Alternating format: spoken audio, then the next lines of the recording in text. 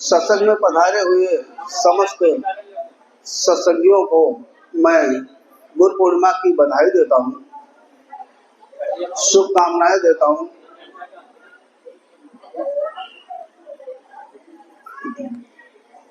ब्रह्म ज्ञान योग संस्थान के संस्थापक अध्यक्ष विद्वान संत सुरेश दयाल जी ने अपने योग और आत्मज्ञान के अनुभव से परम तत्व का जो ज्ञान प्राप्त किया उसे अपने पास ही नहीं रखा, अपितु उसे लिपिबद्ध करके आप सभी को समर्पित कर दिया।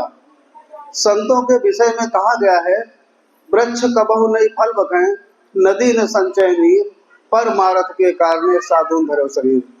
आज ब्रह्म ज्ञान योग संस्थान केवल उत्तर प्रदेश में नहीं अपितु प्रदेश के बाहर भी जाना जाता है। इसकी ख्याति दिनों दिन फैल रही है। आरंभ के दिनों में परम संत मोहन दयाल जी महाराज के साथ मैं तथा संत सुरेश दयाल जी एवं पंडित ब्रजकिशोर मिश्र जी ने एक विचार को जन्म दिया था। उसकी परिणत यह मौज कला का सत्संग और सत्संग हाल है। इसमें और भी कई सत्संगियों ने अथक मेहनत की है। इसमें प्रमुख रूप से राजा का नाम आता है। सभी सत्संगी चाहे वह पुराने हो अथवा नए, सभी बधाई एवं धन्यवाद के पात्र हैं। सन 1998 में स्थापना से लेकर आज तक इस संस्थान ने अनेक जिलों में अपने कार्यक्रम आयोजित करके सत्संगियों को आगे बढ़ाने में कोई कोर कसर नहीं छोड़ी। उत्तर प्रदेश के बाहर पंजाब प्रदेश में भी सत्संग के माध्यम से इस संस्थान ने मौज कला का नाम रोशन किया है। लगभग 27 वर्षों से संस्थान ने जन जन में आध्यात्मिक चेतना को जगाने का काम निरंतर जो किया है वह सराहनीय है। इस संस्थान के संस्थापक अध्यक्ष संत सुरेश दयाल जी के द्वारा कई पुस्तकें लिखी गई, जिनमें प्रमुख रूप से हैं आत्मबोध, सत्संग माला, आत्मबोध माला, सारवाणी, सत्यपथ, मुक्त पथ, सार का सार, नामदान का सार आदि आदि। कुल 30 पुस्तकों का लेखन किया है। इन पुस्तकों में जीवन जीने की कला मौजूद है। यदि इन पुस्तकों की समीक्षा की जाए तो घंटे नहीं दिन लगेंगे, इसलिए आज केवल इसके सार पर चर्चा संभव है। पुस्तकें अमूल्य धरोहर होती हैं। आज के लगभग 50 वर्ष पूर्व पुस्तकों का नियमित अध्ययन होता था, लेकिन आज का दौर फटाफट का दौर है। आज का व्यक्ति पुस्तकों को पढ़ने का इच्छुक नहीं है, जबकि पुस्तकों में जीवन का गूढ़ भेद छुपा होता है। इसी समस्या का निदान है ई बुक। आप इंटरनेट के माध्यम से पुस्तकों का अध्ययन कर सकते हैं। इसी को दृष्टिगत रखते हुए संत सुरेश दयाल जी ने ई बुक की लिंक आपको उपलब्ध कराई है। जब भी समय मिले जरूर पढ़िएगा। संत सुरेश दयाल जी ने समाज को जीवन जीने के कुछ सहज नियम भी बताए हैं, जिनमें से प्रमुख हैं रहे संसार में, मन परमात्मा में, परमात्मा से बिना शर्त प्रेम करें आदि आदि। संत अपने अनुभव समाज में बांटते रहते हैं, जिसका जितना मन चाहे उतना ले ले। कुल मिलाकर आपकी पुस्तकों का लाभ तमाम प्रेमी जन उठा रहे हैं। पुस्तकों के ई विमोचन के अवसर पर संस्थान को एवं संत सुरेश दयाल जी को तथा उपस्थित आप सभी को मेरी बहुत बहुत शुभकामनाएं। मैं संत सुरेश दयाल जी के यशस्वी जीवन की कामना करता हूं। समीक्षक डॉक्टर राम कुमार रसिक, आपका अपना पुराना साथी राम कुमार सुरत।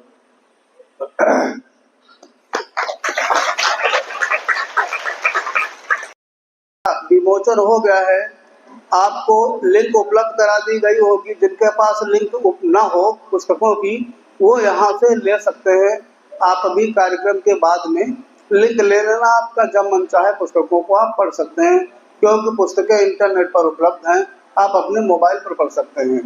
आप उसको ये ना समझिएगा कि हमको पुस्तक मिलेगी, आपको इंटरनेट के माध्यम से दे दिया गया है और आप अपना सब पढ़ सकते हैं। इन पुस्तकों को पढ़ करके आपको अपने मानसिक चीजें मिल जाएगी, आपको अपने जीवन जीने की कला मिल जाएगी, जो आपके लिए बहुत लाभ की बात रहेगी। जब भी मौका मिले तो आप लोग इसे जरूर पढ़िएगा। राधा स्वामी। मैं देख रहा हूँ कि जब शुरुआत में आप लोग आए थे तो बहुत प्रसन्न थे। इस समय सब तनाव में हो। हमको नहीं लगता यहाँ कोई आपसे काम ले रहा। क्यों तनाव में हो? जरा सा मन को ढीला करो, थोड़ा मुस्कुरा दो, मन खुश हो जाए। तनाव यहाँ लेके काहे बैठे हो? खुश होके बैठो। खूब अंदर से खुश हो, बाहर से खुश। हंस दोगे तो कोई ये थोड़े कह देगा कि हंस रहे हो तो थोड़ा रुपये पे हमको दे दो, हंसाई यार कुछ नहीं, बढ़िया खुश हो सब लोग। यहाँ सब खुश होने आए हो, पता नहीं क्यों आप लोग चेहरे पे मैं देख रहा था बड़ा तनाव लिए हो। हम ऐसी कोई बातें ही नहीं करेंगे जिसमें तनाव आ जाए। ऐसा यहाँ सत्संग में तो कोई नहीं कहता, फिर आप क्यों तनाव लो। खूब खुश रहा करो। जब खुश रहोगे तो फिर डॉक्टर आपके घर नहीं आएगा, बीमारी नहीं आएगी, होगी भी तो आधी तो ऐसे चली जाएगी, सोचेंगे यार सब हंस रहे कौन कौन बैठे। खूब खुश रहा करो। जब मन हो खूब हंस लिया करो, ना हंस पाओ तो शीशा देखो, उसमें मुंह बनाओ फिर हंसो। इसलिए पता नहीं क्यों आप लोग तनाव में बैठे रहते हो, क्या तनाव करना है। अब ऐसे रहना, कोई चेहरा उदास मत रखना हमारे सामने, खूब खुश रहा करो। आपको रुलाने सब आएंगे, चाहे जिससे कह दो, कोई आपको मिलेगा तो कुछ ऐसी बात कहेगा आपको उदासी आएगी। हंसाने वाले मुश्किल से कोई मिलेंगे, तो आप खूब हंसा करो, हंसना तुम्हारा काम है। रुलाने वाले बहुत से लोग मिल जाएंगे, बस हंसो, तुम्हारा काम हंसना है। जितना मौका पाओ हंसो, खुश रहो, तो फिर आधा तनाव गायब। तुमको देख देख करके अगर कोई रुलाना चाहेगा तो रुला ही नहीं पाएगा। तो ये ट्रेनिंग हमेशा लो, सुबह बैठो शाम बैठो, खुश रहा करो। और खुश रहना आसान नहीं है, रोना आसान है, हंसना बहुत कठिन है। आपसे कहा जाए को हाँ हाँ हंसो, बहुत मुश्किल है, और कोई बात कह दी जरूर होंगे। जो काम कठिन है वो किया करो, सरल काम करते हो, बताओ उदास रहते हो। हम ऐसी कोई बातें नहीं आपको बताएंगे जिसमें आपको कुछ मेहनत का काम पड़े, कुछ सोचना पड़े, उसमें दिमाग का कोई काम नहीं। हम जो बताएंगे उसमें दिमाग का कोई काम नहीं, ऐसे सुनो। ये बताओ, पूरा संसार कह रहा है, ईमानदारी से लेकिन बताना, पूरा संसार कह रहा है कि सब लोग अच्छे बनो। जब से बचपन था तब से अब तक सब कह रहे अच्छे बनो, एक भी व्यक्ति कहीं नहीं कह रहा कि खराब बनो। तो अब तक तो यहाँ से खराब वाले सब बात खत्म हो जानी चाहिए कि सब अच्छा हो जाता है, लेकिन अच्छा नहीं हुआ। ये क्या कारण हो गया। हम सबको, सब आप लोग भी, सब लोग जितने लोग हैं सब कह रहे हैं सब अच्छे बनो, सबके सब कह रहे हैं, फिर भी अच्छे नहीं हो पाए। यहाँ भी कुछ कभी है, तभी हम लोगों को समझाना पड़ रहा है कि अच्छे बनो, इसका मतलब अच्छे बन नहीं पाए। फिर बात ये बीच में लोचा कहाँ आ गया। पूरा संसार कह रहा, आप भी कह रहे हो अच्छे बनो, और अब भी अच्छे नहीं बन पाए, इसका मतलब कुछ लोचा आ गया बीच में। इसका मतलब हम जो कहते हैं सो करते नहीं हैं। तो फिर इस पर विचार करो ना कि हम ऐसा क्यों कुछ क्यों कह रहे हैं कि जो हम कर ना पाए। दूसरी चीज है, हमको खराब बनने की जरूरत कहाँ है जब हम अच्छे बनने से काम चल रहा है। सच को सच कह दो, टेंशन खत्म। टेंशन कुछ है ही नहीं, टेंशन वाले काम करने से क्या फायदा। सत्संग बहुत दिन से हम सब सुनते आए, हम तो बचपन से सुन रहे हैं, अब भी सुन रहे हैं और सुना रहे हैं। बस इतना फर्क हो गया, थोड़ा सुना भी रहे हैं तो सुन भी रहे हैं। तो इसमें क्या करना है, हम चाहेंगे थोड़ा शांत बने रहे, कि उसमें धारा कुछ मजा नहीं आता है, बोलने में जो रस है वो चला जाता है। हम चाहेंगे कि आप लोग इस पर विचार करो कि क्या हम यहाँ तनाव लेने आए थे क्या। सत्संग की ही बात नहीं है। देखो यूं तो सारा संसार, इसमें आपको प्रतिक्षण सुख और दुख दोनों चीजें मिलेंगी। यहाँ सब मिक्सअप रखा हुआ है, सुख और दुख। दुख देने के लिए चारों तरफ से लोग खड़े मिलेंगे आपको। सुख थोड़ा है, वो आपके दिल में है। अगर आप वहां से महसूस कर पाओगे तो आपको सुख की अनुभूति होगी, नहीं तो चारों तरफ दिखाई दुख देगा। तो जो चीज थोड़ी होती है उसकी कीमत ज्यादा होती है, भी आप जानेंगे। कोई चीज कम हो, ग्राहक ज्यादा हो तो उसकी कीमत ज्यादा होती है। तो ज्यादा कीमती चीज को आप कैसे ढूंढोगे। खूब केवल अपने अंदर से आपको सोच लेना है कि हम दो काम करेंगे। दो काम, पहला काम, हम जो दुखों वाले काम हैं जिनमें दुख मिल जाए वो काम जानबूझ के नहीं करेंगे।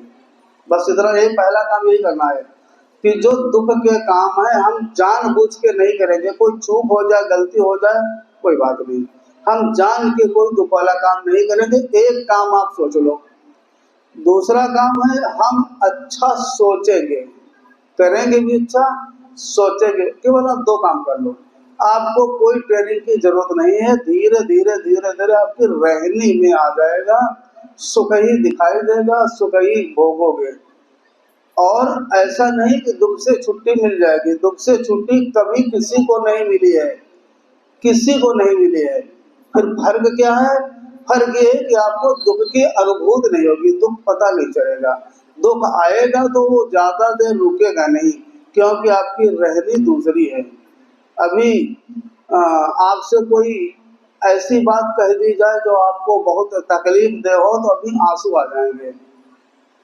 अभी कोई ऐसी बात कह दी जाए जो आपके चेहरे पर हंसी वाली बात आ जाए तो केवल बात सुनते ही सुनते आप लोग बस हंसने लगोगे।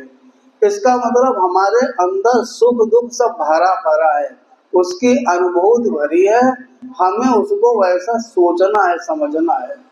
जैसे हंसी वाली बात सोचते हो दिमाग में आती है कि बस हंसी आ जाती है।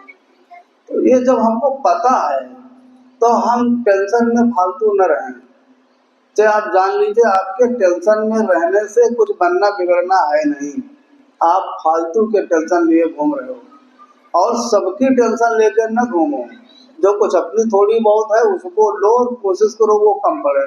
आप लेने की कोशिश न करो, लेने की कोशिश करो।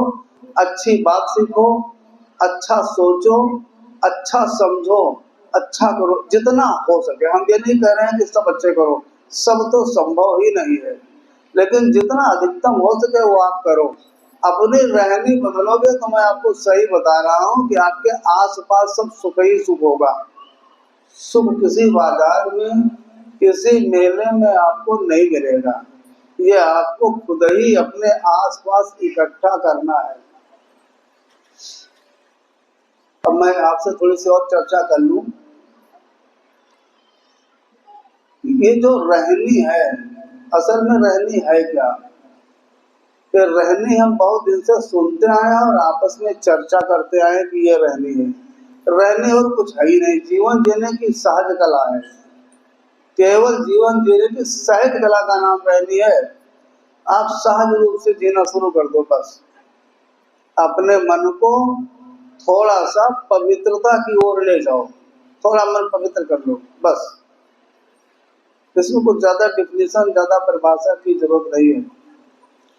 शब्दों का जाल बहुत बड़ा होता है, आपको शब्दों के जाल में बांध दिया जाए तो बहुत कठिन हो जाता है। जैसे सवाल आते हैं कि आपके पापा के, चाचा के, नाना के, मामा की, मौसी के भैया को आपका रिश्ता क्या हुआ? अब ये शब्दों का जाल है, सीधे सीधे काहे नहीं कह दो तो भला रिश्तेदार है, काहे घुमा के कह रहे हो? यही सत्संग है। सत्संग में सब घुमा के चाचा के, मौसी के, फूफा के, ताऊ के, भैया की, दुल्हन के, उनके भैया के, फिर पापा के क्या लगे आपके रिश्ते, इसको कहने की क्या जरूरत है? सीधे सीधे बोल दो कि आपके फला रिश्तेदार हैं, इनको एक गिलास चाय पिला दो, ये ज्यादा सरल है। तो सत्संग में भी ऐसे ही समझो, आपको सीधे सीधे क्या करना है? मन को खुश रखना है, ईश्वर के समीप बैठना है। कैसे बैठोगे? अंदर से जब प्रसन्न होगे तो ईश्वर के समीप हो, अंदर से तुम दुखी हो तो ईश्वर से कुछ दूर हो। और ना कोई ईश्वर के नजदीक है, ना कोई ईश्वर के दूर। अगर ईश्वर की परिभाषा में जाया जाए तो तमाम नई बातें पैदा हो जाएंगी। मैंने एक दिन सवाल पूछा था, आज तक किसी ने उत्तर ही नहीं दिया है। मैंने आपसे पूछा था, ये अब देखो यही जाल है जो पूछने जा रहा हूँ, यही जाल है कि स्वर्ग को कोई जिंदा गया नहीं, मरा वापस आके बताने नहीं आया है। तो स्वर्ग नरक की खोज किसने की? उस आदमी को बताओ कौन, किसने खोजा? जिंदा गया नहीं, वो देख ही नहीं पाया, कहता मरा वाला बताने नहीं आया, खोजा किसने? तो ये जो माया जाल लिए बैठे हो, इसको ये सब हटा दो। ये सब आपकी गांठें बंधी, इसको छोड़ो, कुछ नहीं। सहज जीवन जियो, न कहीं स्वर्ग है न कहीं नरक है ही नहीं कहीं। ये कर्बला हम सब लोगों ने फालतू की कर डाली। स्वर्ग क्या है? तुम्हारी खुशी, अंतर का आनंद स्वर्ग है, तुम्हारा दुख ये नरक है। तो तुम दुख को लाने वाले काम क्यों कर रहे हो, जब जानते हो कि हमको तकलीफ वाले काम तकलीफ देंगे, नरक हो जाएगा, क्यों ऐसा काम कर रहे हो? ना करो। तुमको स्वर्ग जाना है तो स्वर्ग कहीं जाना वाना नहीं है, तुम यही सुखी रहो, तुम्हारे पास आवश्यक चीजें हो, तुम्हारे पास मान सम्मान प्यार हो, तुम्हारे रिश्तेदार तुमसे बोलते हो, बात करते हो, तुम्हारे पड़ोसियों से तुम्हारी मित्रता हो ना हो कोई बात नहीं, शत्रुता ना हो, बस इतना ही है तो तुम स्वर्ग में हो, क्योंकि तुम्हारे मन का आनंद तुम्हारे पास है। और बाकी ये सब है परिभाषा, ये परिभाषाएं कभी खत्म नहीं हुई हैं, और जितने लोग आगे आते जाएंगे नई परिभाषा करके आपको आने वाली पीढ़ी को फिर देंगे। जो पुरानी चीजें थी अब खत्म हो गई, अभी समय की चल रही है, कुछ दिनों के बाद ये जो चल रहा है अभी खत्म, नई परिभाषाएं और आ जाएंगी। जितना लोग शिक्षित होते जा रहे हैं, जितना लोग वैज्ञानिक तर्क के आधार पर आगे बढ़ रहे हैं, यह सब आध्यात्म और धर्म एक में विज्ञान को मिला करके जो सिद्ध होता जा रहा है उतना लोग मानते जा रहे हैं, बाकी छोड़ते जा रहे हैं। ना यहाँ कुछ गलत है, बहुत कुछ सब सही ही है, थोड़ा बहुत जो कुछ गलत दिखता है यह सब हमने अपने दृष्टिकोण से अच्छा और बुरा माना है। अब बताइए, अच्छे बुरे की परिभाषा मैं बता रहा हूँ, आप अपने आप को ले लीजिए, आप ना सबके अच्छे हैं ना सबके बुरे हैं, तो आप क्या अच्छे हो कि बुरे हो? अगर आप अच्छे हो तो आपसे बहुत से लोग नहीं बोलते हैं, आपको खराब कहते होंगे। अब अगर आप खराब हो तो बहुत से लोग आपको बहुत अच्छा बोलते हैं। इसका मतलब ना आप अच्छे हो ना बुरे हो, जिसने आपको जैसा समझा उसने आपको अच्छा बुरा कहा। आप कुछ हो ही नहीं, आप तो वही हो जो तब थे वही आज भी हो। जिसने जो समझा, अच्छा समझा, उसने आपको अच्छा बताया, जिसने बुरा समझा उसने आपको बुरा बताया। ये है संसार की परिभाषा। इसलिए इस पचड़े में काहे फंस रहे हो? खुद खुश रहो, दूसरों को खुश रखो, बढ़िया अच्छा सा खाओ, अच्छा सा व्यवहार करो, ईश्वर का गुणगान करो, मन को शांत रखो। इससे आगे जब सत्संग समझ जाना तो वो हमको भी बता देना, हम भी वही करेंगे। राधा स्वामी।